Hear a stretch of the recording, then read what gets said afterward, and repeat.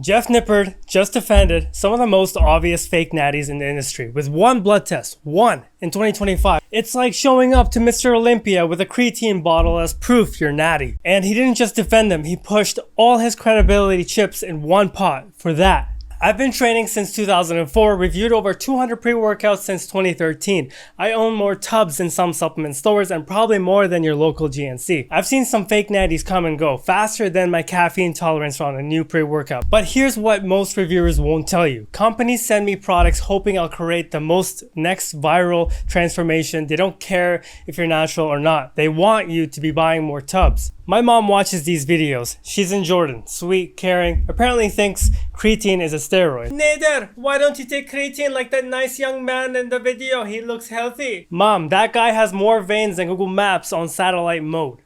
Creatine doesn't do that unless you're mixing it with a pharmacy receipt long enough to wallpaper your gym. And even then, my creatine didn't come with how to pin in your butt manual.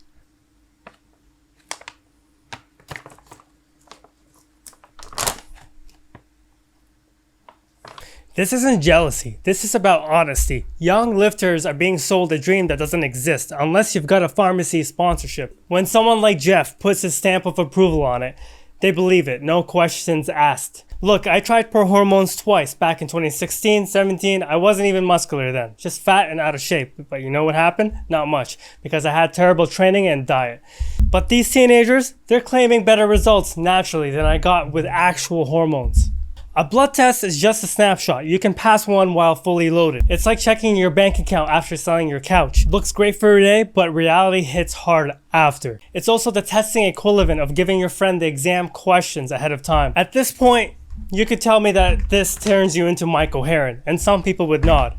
The Rock, whey protein. Liver King, pure protein monohydrate. Santa Claus, 100% natty. The Easter Bunny, probably on SARMs. Jeff has elite genetics, 2 bodybuilding parents, 20 years of consistent training. And these 19-year-olds are bigger than him after 3 years. Either Jeff is the worst trainer alive or something doesn't add up.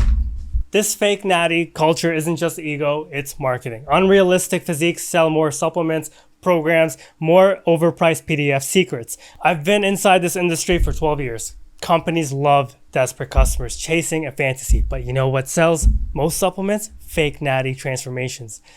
Take this stack and look like Julian in 6 months. I've seen the marketing emails. These guys, they studied these guys, and now Jeff gave them a free campaign. Even science-based creators are folding. Jeff built his brand on research, on evidence, but when it comes to friends, suddenly one blood test is all he needs. And the cherry on top, Simon Panda, one of the most obvious fake natties in the game, comments praising Jeff's post, and Jeff liked it. That's like Simon Panda handing out natty cards at the Olympia. I started young, small. I look like I lift, kinda. I knew it would take years to build something decent, not weeks, not magic powders. Definitely not staying shredded at 6% year-round without help. Julian says he's afraid of needles, but also says that he'll compete at Mr. Olympia. That's like saying you're allergic to chlorine, but you want to be an Olympic swimmer. Eventually, you're going to get in the pool. If a 19-year-old can look stage ready and natty, then either I've wasted 20 years training smart, sleeping, eating right, or someone's been injecting their recovery shakes. Even Coach Greg, defending them, admits to a decade on gear, but these teenagers are natural? Make it make sense. Actually don't. It doesn't. Actually, hold up. While editing this video, Coach Greg just admitted something in a comment. Hussein was on a 16-month steroid cycle when he started training. Oh really? Not 1 in 1 million genetics, not 50 pounds of natural muscle. After defending him for months,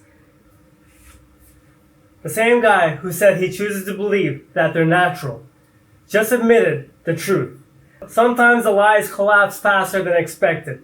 I'm not saying everyone's on gear, but if it looks fake and performs fake, and the explanation is creatine, maybe it's time we stop pretending.